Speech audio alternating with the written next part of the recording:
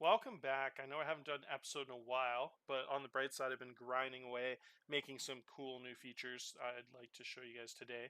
I know a bunch of people I showed on the Discord were interested, so we'll jump right into it, not make this too boring. So what I made here today is a pitching statistic page here. So what I do is I export, I'll leave all the I'm going to make a ridiculously in-depth episode about data in the future for all you guys asking those questions. So for today, I'll make this episode simple, just talk about I made, and then I'll get into in the next episode how I actually made it for the guys that are interested. But for this one, we'll just leave that out. So what I made is I made a pitching percentile page because I wanted to see all the guys in the draft. So I exported all 1,500 players in the draft or whatever it is, 1,200 players, and then I searched it all by the pitchers that had at least like a 35 fastball potential, and then so what it does here is it searches all the pitchers, and then so you just have the name here, and everything else is linked to that name. So if you change the name, like Tim Rossi's another pitcher in the draft, everything boom just auto updates, even the graphs. Excel's really neat for that. So everything's just linked there, so it shows the position,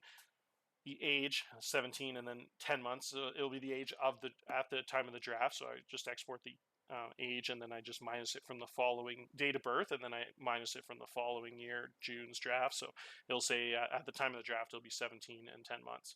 So then you can kind of see the difference between a guy that's like almost a full year younger, even though they're both the same. It'll show the same age normally, but it could be like 11 months different, which means a big deal for development at that time. And then you have all the other stuff here. So it's just pretty simple: lefty, righty, velocity, and then you get the currents and potentials. Percentage developed, that's just between the current and the potential. So that just and this is just the normal stuff, movement control stuff. Currents at the top, potentials at the bottom. So this pitcher, for example, is one of the best in the draft. He has 70, 50, and 65 potentials. So those kind of weighted together average out to 61.9. And then his currents average out to about 30. So they're weighted pretty heavily towards stuff and movement, a lot more of the control. Some people would just want to do it like 33, 33, 33. I like the stuff a little more, so I weight it like 37, movement really high, like 38, and then controls like whatever left over, 31. So it's just weighted a little bit differently towards the top two, but you can just you can do that however you want. So shows all that stuff. The neat trick though is on the right. So this has all the pitch data. So I export every individual pitches rating. So these categories here. So it shows like a 40 fastball, 35 sinker, and then the potential ones on this side. And then you just make all these. This shows the rank. So it says if it's not zero. So it just says an NA for most of the zero stuff. So it shows in the draft there's 792 pitchers here. You can see the total. This one here, it's above 20. So 792 pitchers have a fastball, 141 have a sinker, 553 have a changeup, and then on the potentials, I made it only count if it's above the 39. So I have to have at least a 40 potential pitch to count. So that's a better one to look at. So it shows 300 pitchers in the draft with a fastball, 176 with a changeup. So I use all that information, then they combine them in these categories here. So it says his rank. So it takes his 35 rating and it says where it ranks it out of the 141. So it says 71 out of 141. And then it gives you a percentile, which is pretty neat. So if you're one of the high ones, like if you're one of and then so this data here is the exact same as this column, except it just has the ones that aren't zero. It filters out the ones that are zero and doesn't show them. So if they have 3 pitches, it'll show 3. If they have 4 potential 40s, it'll show 4. So this stuff here is just that stuff on the right, a little fancier, done up with colors and stuff. So this pitcher, for example, has a 40 current fastball, which ranks in the top 327 out of 792. So that's in the 58th percentile. It means he's in the top. So he's better than 58% of the guys. So he's in the top 42%. And then his best pitch is a changeup, which is still pretty low, but there's just so few guys with it better than a 20 changeup. Even a 25 is actually in the top in the 73rd percentile, which is pretty impressive. The reason he's so good is though is his ceiling. So his fastball's ceiling it ranks 12th out of 300, so he's in the 95th percentile. He is the 5th best changeup in the draft, which is pretty amazing. It's 75, ranks in the. I think it's just a 5-way tie. I think there's one guy with an 80, and then there's like 6 guys with a 75. So averages out those 6 guys. So it says he's like in the top 6 pretty much. So 6 out of 176. So his percentiles are down here in this left chart. So it's pretty neat. Current percentiles are on the left, and then the potential percentiles on the right. So his fastball current's 58th percentile. Potential's 95. Same thing with all the rest of the stuff. So you can see which pitch is just a visual aid to show you. Some guys are better visual learners, just which pitches are better. I like the visual stuff too. That's why I made those for myself. And then the one on the right is just a simpler graph. It just shows this stuff here. So it shows stuff movement and control, currents and potentials. Now you can just see the differentials. So if you look at like the best player or the best pitcher in the draft when it comes to ratings, he'll probably be like top 20 pick here. Is Dave Grooms. Grooms is ridiculous. Grooms' currents are crazy high. He's 68% developed, really developed college guy with 40, 40, 35 in the big three categories here. Potentials aren't as insane as some of those young high school guys with like 60s and 70s, but he still has potential. 55, 60, 55 is pretty ridiculous. Pretty much looks like a number 2 pitcher, maybe even an ace. He's a lefty also. But what makes him really special are his pitches. So then it's just an easier way to see that. So you can see he has a 50 fastball, which ranks 34th best in the draft. That was 792, which comes out to the top 5%, so 95th percentile. The sinker ranks 6th best pitch in the draft. He's a 45 current, so that's in the 95th percentile. Changeup is the only one that's not really high. It's only 25, so it's really the 4 pitches that are really special. But the changeup still has a chance. And then the splitter ranks 6th best. 167 guys in the draft have a splitter. His is the 6th best. Potentials, he's still pretty high. The greens are the good stuff. They have to be in the 80th percentile to get a green in these lines, in case you're wondering. So yeah, his fastball is in the top 50 out of 300, in the top 17% there, 83rd percentile. So it's pretty impressive stuff. You can see how ridiculously good his currents are. The blue categories here, 95, 95, 96, 96 for the current percentiles. It's just unbelievable. And the potential ones are still pretty good too. 83rd percentile for fastball. So really a fastball, curveball, splitter guy, and then a decent sinker and changeup. But really those big 3 pitches are really special there. So it just shows some cool stuff here. And then down below it shows the average pitch rating. So it just takes the average pitches that are above the 40 potential. So it shows the averages. Currents average is 42 and potential average is 61. So pretty impressive, and then how many pitches below. So a lot of information on that page, which is neat. And then another cool new project I actually added in, I'll show you in this episode too, is a lot more data stuff. So this one here is for the hitters. This is all the data from the draft class when it comes to the position groups, so the ratings groups. So what it does here is so the top one's current contact, and the one on the right is potential contact. So I didn't show 55 to 80 because no one in the draft really has above like 50 current contact. I'll actually add that in because sometimes they do have like 55 or 60 and like once in a blue moon. But so what you see is the groups here. So there's 558 players in the draft. It shows that for each one. And then it splits it into college and high school. So the green is college, 250 college players, 308 high school guys, just like below the age of 20 and above the age of 20 pretty much. And then it shows how many guys are in each group. So 50 contact, it shows there's 1 total, 1 high school, 1 college, 0 high school. This one says 17, for example. It's just this one and this one add together. So there's only 1 guy in the draft with 50 contact. He's a college guy. 1 guy in the draft with 45, which shockingly is a high school guy. I know who that is. I'll just show you. Josh Maple, because I was looking him up before I made this video. Pretty insane high school guy with 45. Just incredibly rare. 99th percentile type. Pretty much 1 every draft or 2 that has 45 or 50 contact.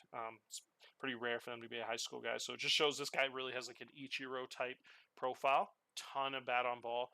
Ichiro, obviously, you hate to compare a guy to a Hall of Famer. He'd have like 80 contact and 80 avoid K, but just a light comparison. The fact that it's really similar, just the fact that he's a lefty, both have crazy speed. Ichiro would probably be 80 speed. This guy's 70.